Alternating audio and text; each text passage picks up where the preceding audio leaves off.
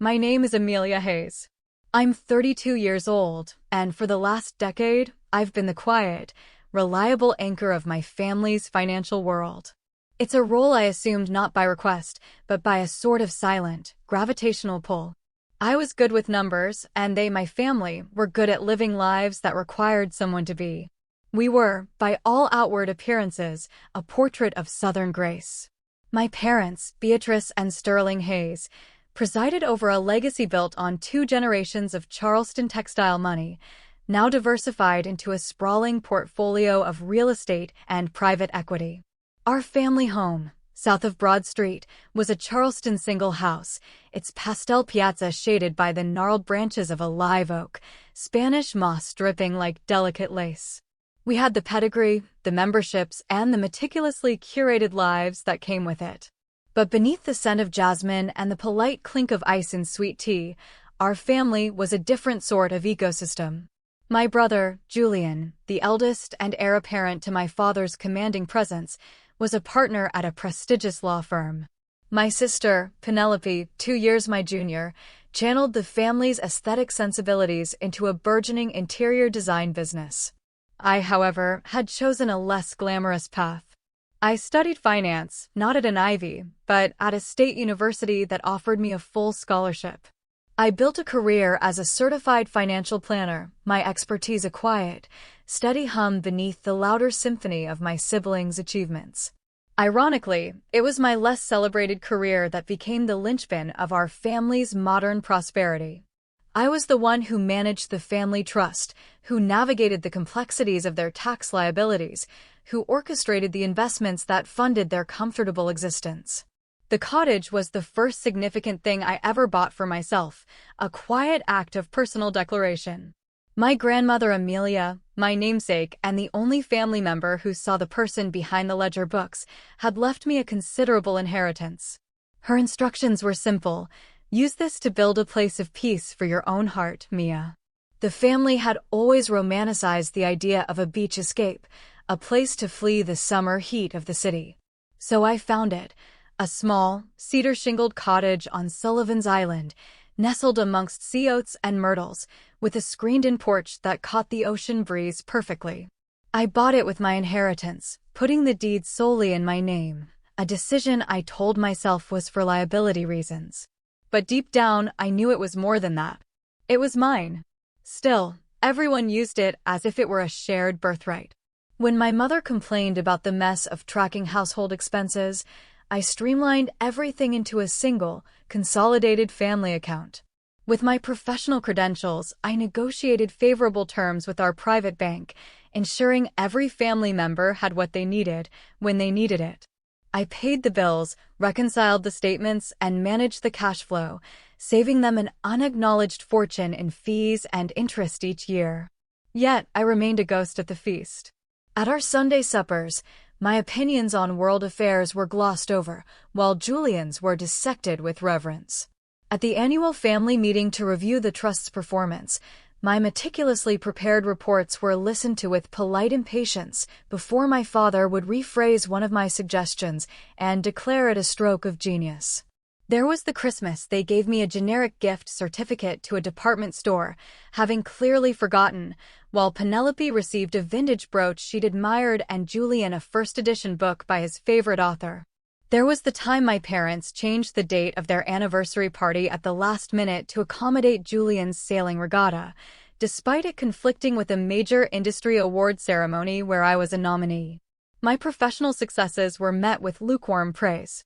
When my small firm was acquired by a national wealth management group and I was made a junior partner, my mother's response was, "That's lovely, dear. Did I tell you Penelope is being featured in Charleston Magazine for the Wentworth Project?"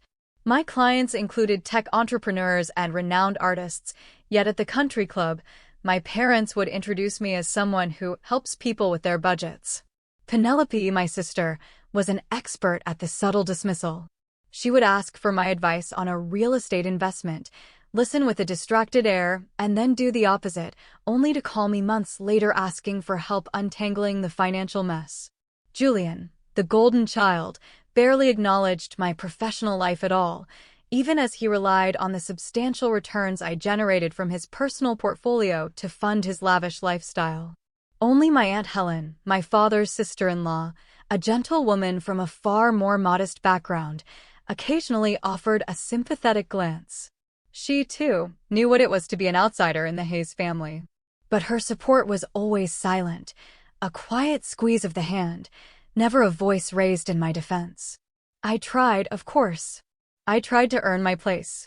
I hosted elegant low-country boils in the small garden of my downtown condominium, only to have my mother critique the silverware. I created personalized financial roadmaps for my siblings, helping them achieve their goals of homeownership and debt freedom, only to hear them credit their own cleverness. Each slight was a small paper cut, insignificant on its own, but together, they had left me bleeding a slow, quiet exsanguination of self-worth. I held on to the fragile hope that one day, the sum of my contributions would be too large to ignore. That one day, they would truly see me. That hope, frayed and thin, was what I carried with me to every family gathering. Until one Sunday in late spring, when it was finally, irrevocably, severed. The Sunday suppers were Beatrice Hayes's stage. She believed family was a performance, and regular gatherings were the rehearsals that kept everyone polished. Every month, I would arrive at the grand house on Trad Street, bringing a dessert from a small French bakery I loved, my optimism a renewable, if foolish, resource. That particular Sunday in May felt different from the start, imbued with a soft, hazy light. The air was thick with the perfume of gardenias from the walled garden. My father had set up the bar on the piazza, and the familiar sound of his cocktail shaker was a rhythmic counterpoint to the cicadas' hum. Everyone seemed to be in a buoyant mood. "Amelia, there you are," my mother said, offering her powdered cheek for a kiss. She smelled of Chanel No. 19 and gin. We were just starting on summer plans. I set the box containing a lemon lavender tart on the sideboard. I brought dessert. "How thoughtful," she murmured, her attention already drifting back to the center of the conversation. Julian was holding court, detailing a legal conference in Tuscany he had to attend in August. The whole family, it seemed, was planning to tag along. We could rent a villa for 2 weeks, my mother mused, her eyes sparkling. Sterling, imagine. We could revisit that little vineyard where we had our honeymoon. I took my usual seat, slightly on the periphery, next to Aunt Helen, and poured myself a glass of iced tea. I listened as they wove together the tapestry of an elaborate European holiday. They debated the merits of Florence versus the Sienese countryside. They discussed flight options and villa rentals. No one asked if I had any thoughts. No one asked if I was free. I cleared my throat softly. "That sounds absolutely wonderful. Which weeks in August were you thinking?" "I'd need to check my work schedule." The lively chatter ceased. A hush fell over the piazza. My mother's perfectly arched brows lifted. "Oh, Amelia," she said, her voice laced with a sweet, patronizing tone. "Darling, we hadn't. Well, this is really a trip for the core family." The Charleston heat suddenly felt oppressive. "I am family," I said, my voice barely a whisper. My Uncle Monty, Beatrice's brother, let out a short, sharp laugh into his bourbon. Penelope suddenly found the pattern on her napkin fascinating. Julian had the decency to look away, a flicker of discomfort on his handsome face. "Of course you are, technically," my mother continued, her tone that of a patient teacher explaining a simple concept. "But Julian's conference is the anchor for this trip. And we'll be using the family's flight share, and you know how limited the hours are." The flight share I had researched and negotiated. The private bank account that funded it, which I managed. "I see," I said, my voice a marvel of composure. "I suppose I just assumed, since I oversee the accounts that fund these kinds of trips, I might be part of the conversation." My mother's smile became a thin, bloodless line. She placed her linen napkin on the table with a quiet finality, a gesture I knew from childhood was a prelude to a verbal execution. "Amelia, let's be perfectly honest with one another. We love having you for these little get-togethers. It's a kindness we extend. But you mustn't mistake being useful for being essential to the family's core." The words didn't just land, they detonated. A silent, concussive blast that sucked all the air from my lungs. I felt a cold dread bloom in my chest, spreading through my veins like ice water. Around the table, the reactions were a silent tableau. Uncle Monty's overt smirk. Penelope's studied neutrality. My father, Sterling Hayes, a man who could command boardrooms, stared intently at the melting ice in his glass, refusing to meet my gaze. Beatrice, that was a bit sharp, Aunt Helen murmured, but her voice was a feather in a hurricane. What? My mother said, her voice rising in self-defense. It's the truth.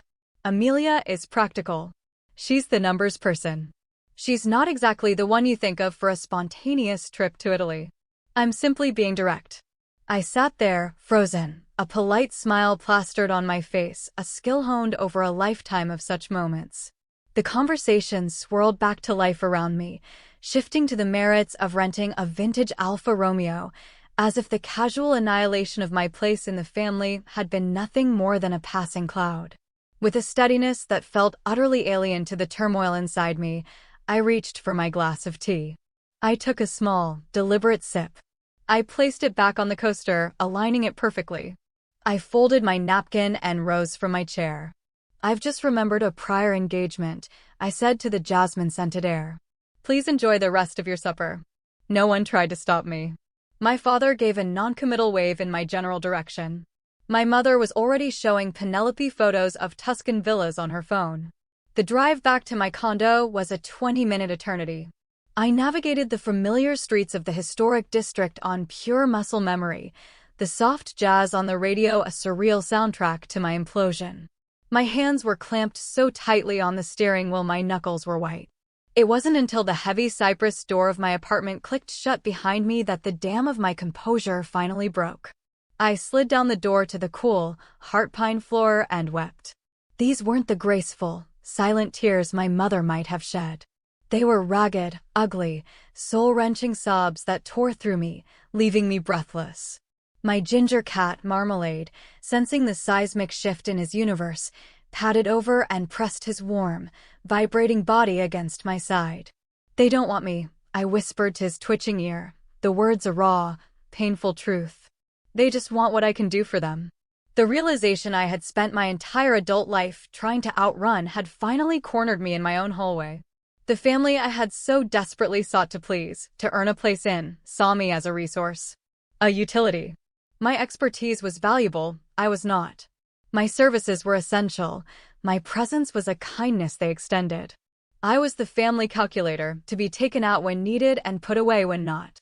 As the late afternoon sun cast long shadows across my floor, I stayed there, emptying myself of years of accumulated hurt. And when the tears finally stopped, I felt hollowed out, but also strangely light. The cruel clarity of my mother's words had burned away the last wisps of my girlish illusions. Something deep inside me had fractured, and in that break, something new was beginning to form. I was done. I was done trying to earn a love that was never on offer. The next morning, for the first time in my professional life, I called in sick. I needed the day. I needed the quiet space to think, away from the ringing phones and client demands that usually defined my hours. With Marmalade purring in my lap, I sat at my dining table, a cup of strong black coffee beside me, and opened my laptop. It was time for an audit. First, I examined my own accounts. My personal finances, kept meticulously separate from the family's labyrinthine affairs. I had been disciplined, investing a portion of every paycheck, building a formidable nest egg. Financial independence had always been my secret armor in a family that made me feel perpetually vulnerable. I could live comfortably for years without another day's work if I had to. The knowledge was a steadying hand on my shoulder. Then I opened the file for the Sullivan's Island cottage. The deed, the tax records, the insurance policies.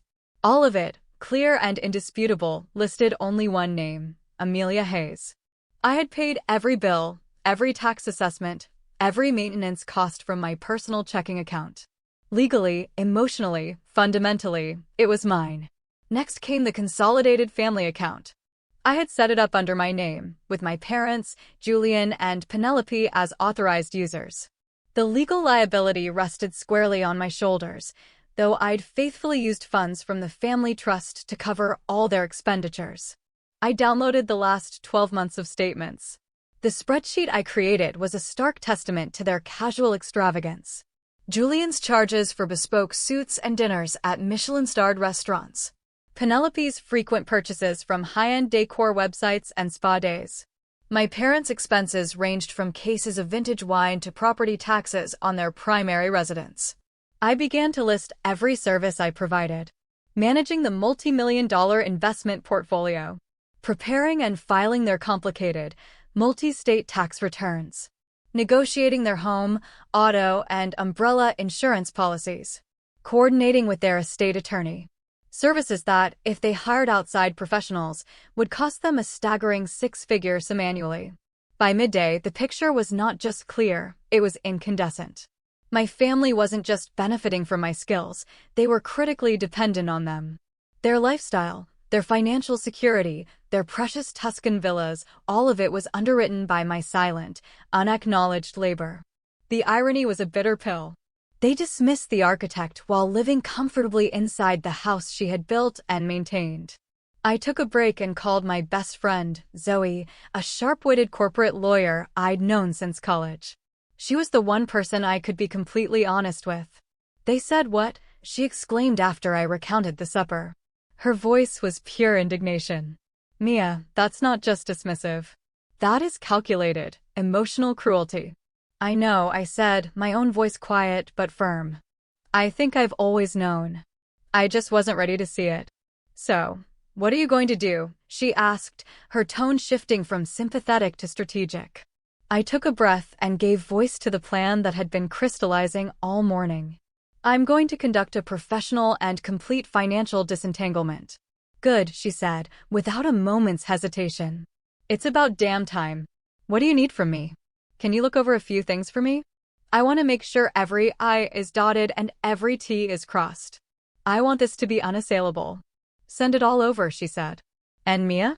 You are essential. Don't you ever let them make you forget that again." After our call, I began to draft the emails and make the calls. First, a real estate agent on Sullivan's Island who specialized in luxury properties. Second, my private banker, to schedule an appointment to dissolve the family account.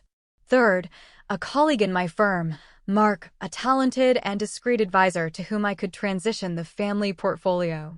I would give him a 1-month transition period, complete with exhaustive documentation, to ensure a smooth handover for the sake of the assets, if not the family. Then came the subscriptions. The endless list of services billed to my accounts for their convenience. Streaming services, wine clubs, Julian's golf membership, Penelope's floral delivery subscription. Each one would be canceled or have its payment method removed. With every email sent, every appointment made, I felt a subtle shift in my own internal landscape. The Amelia who had spent a lifetime shrinking herself to fit into the narrow space they allotted her was being methodically replaced by a woman who was claiming her own space. The hurt was still there, a deep, tender bruise on my soul. But alongside it, something new was growing, green and vital, self-respect. That evening, I called Aunt Helen. She, at least, deserved a warning. Following our supper on Sunday, I've decided to make some significant changes to my role within the family, I explained, keeping my tone neutral. "Oh, honey," she started, predictably. "Your mother, she gets a little carried away. She doesn't mean it the way it sounds." "She meant every word, Aunt Helen," I said, gently but firmly. "And it's all right." It gave me the clarity I needed. I explained, briefly, that I was stepping back from my financial responsibilities. "It won't affect you directly, but I wanted you to hear it from me." There was a long silence on the other end of the line. When she spoke again, her voice was different, stripped of the usual platitudes. "I understand more than you know, Amelia. You do what you have to do for yourself. It's long past time someone in this family did." As I got ready for bed that night, a wave of doubt washed over me. Was this too much? Was I burning a bridge that could never be rebuilt? But then I saw my mother's coolly dismissive face, my father's averted eyes, my uncle's smirk. The pattern was etched in stone. The only way to change it was to walk away from it. I set my phone to Do Not Disturb, curled up with marmalade, and for the first time in as long as I could remember, I slept a deep, untroubled sleep. The plan was in motion. There was no going back. The coastal real estate market was hot.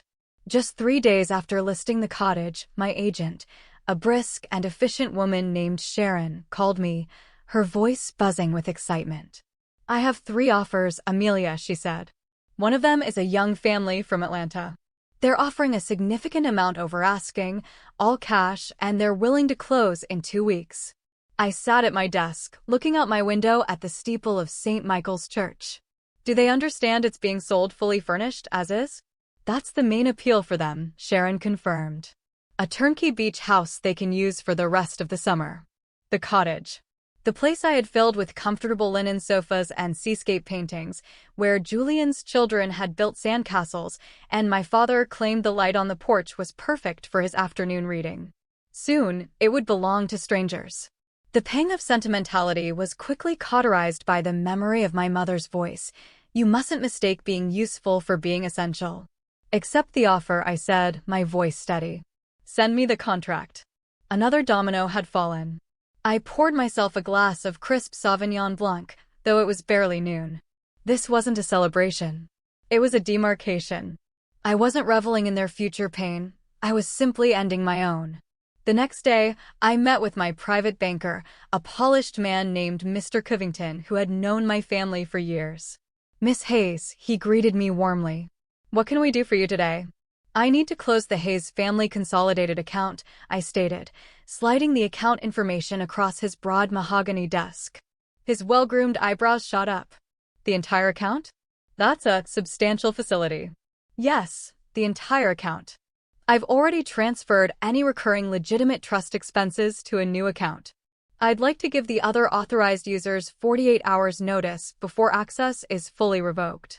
"Of course," he said, his professional mask slipping slightly to reveal a glint of avid curiosity. "May I ask if there has been an issue with the bank service?" "None at all, Mr. Covington," I smiled. "The service has been impeccable. This is simply a restructuring of family financial management." He nodded, processing the paperwork with swift, discreet movements. I signed the necessary forms. Another tie severed. Back in my office, I drafted the letter to my family. It was professional, concise, and devoid of emotion.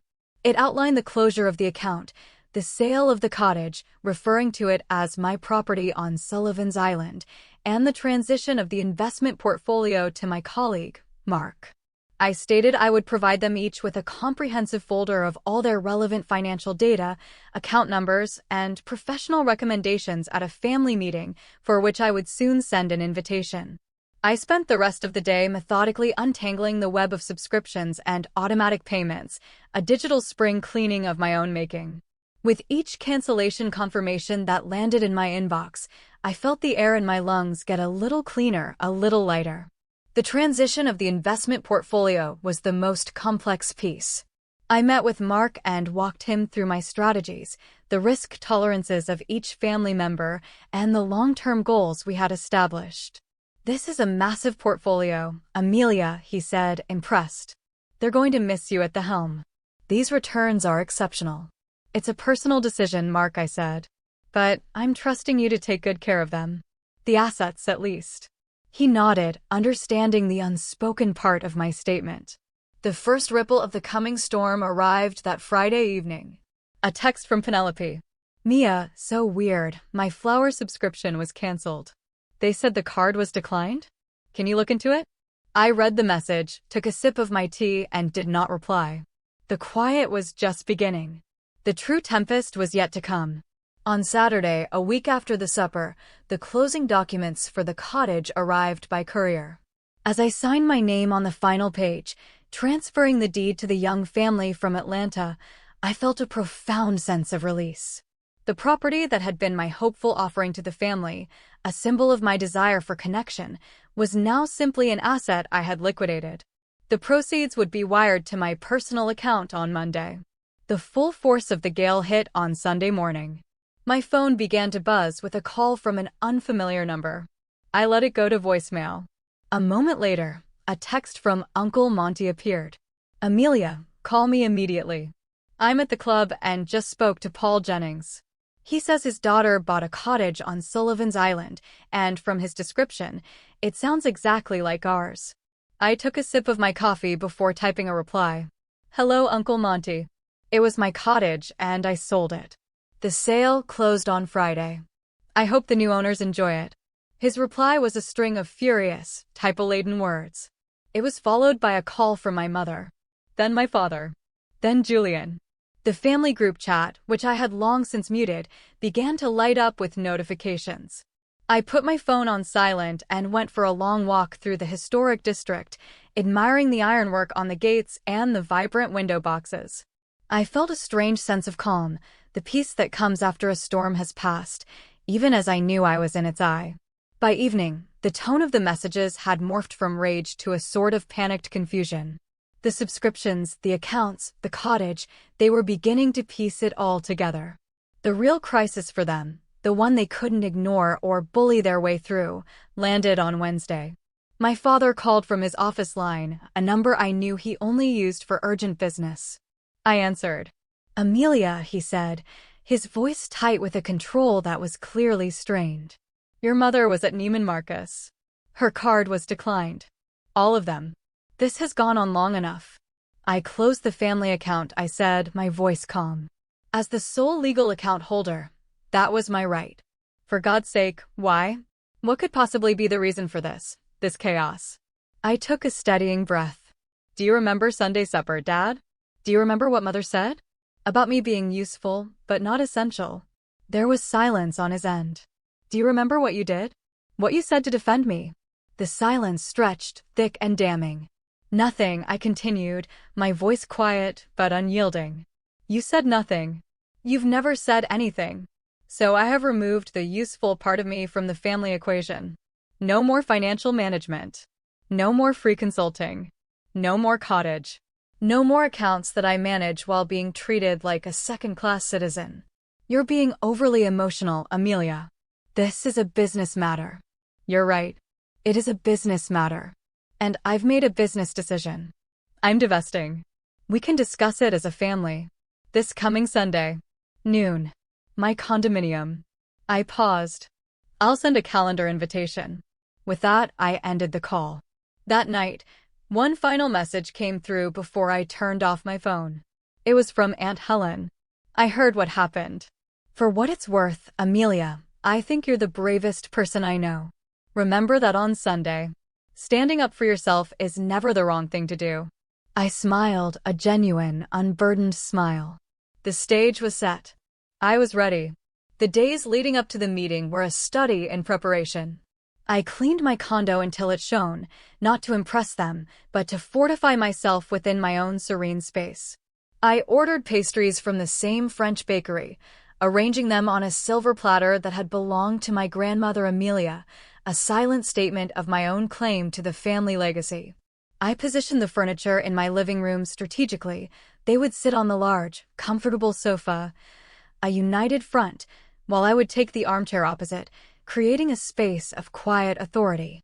On Friday, I had a session with my therapist. They will try to minimize, invalidate, and reframe, she advised.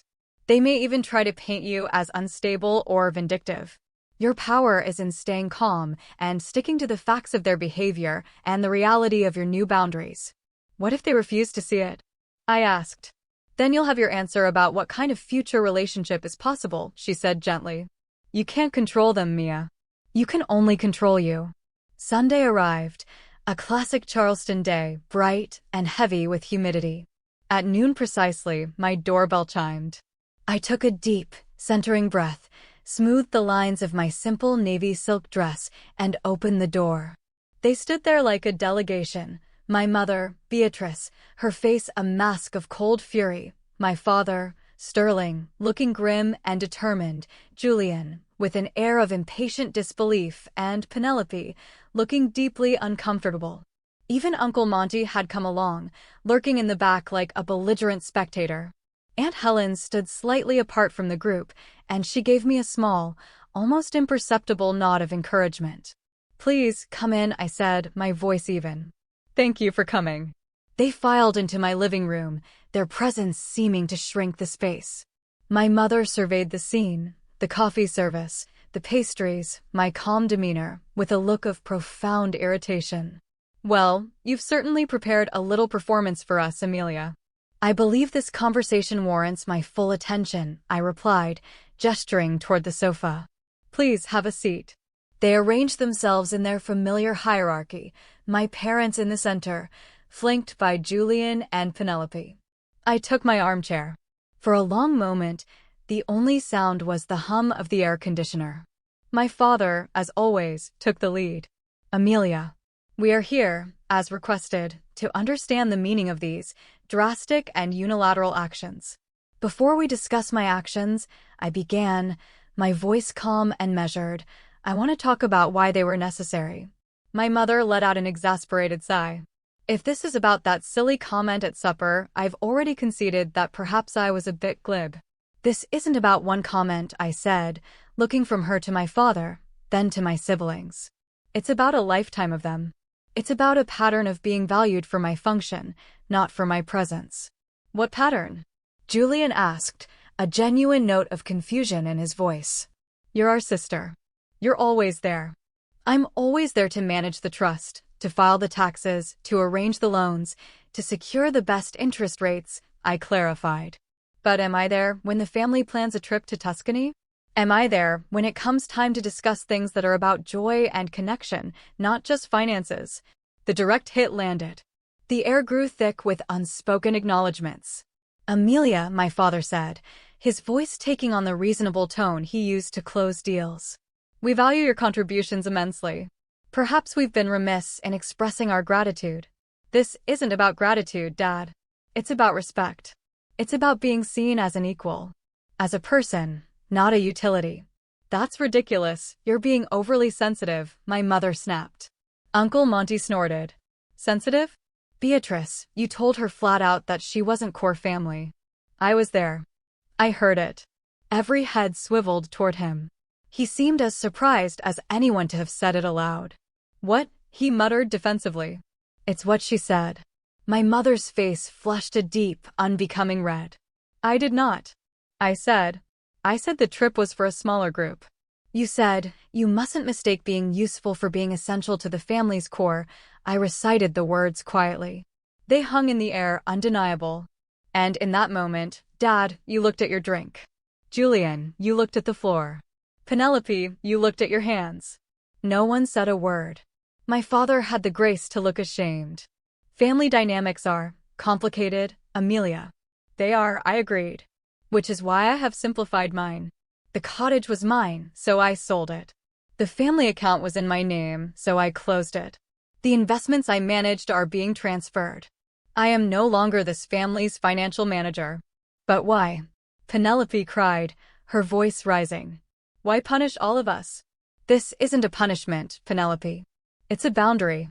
I am no longer willing to provide my professional expertise for free to a family that does not respect me as a person. So this is about money? Julian asked, incredulous. You're holding the family's finances hostage because your feelings are hurt? I met his gaze directly. No, Julian.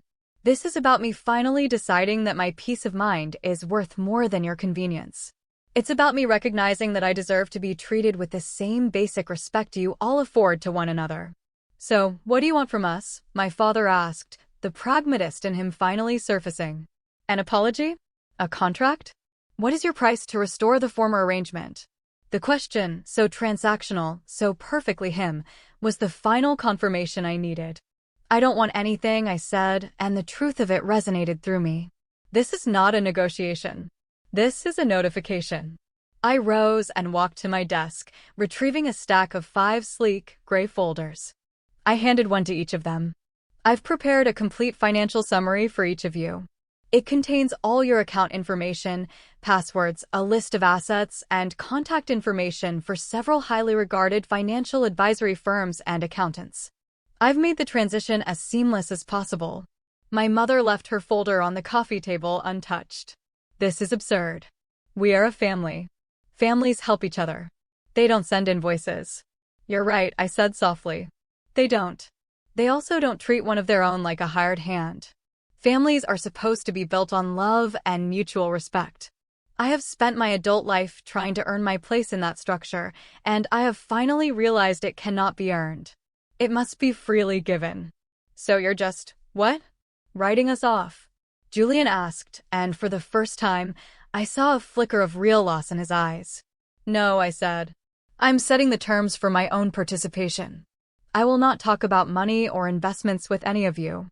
I will not manage any accounts. I will attend family functions when I am invited as a daughter and a sister, not as a financial resource. And how are we supposed to know the difference? My mother asked, her voice dripping with sarcasm. It's simple, Mother, I replied.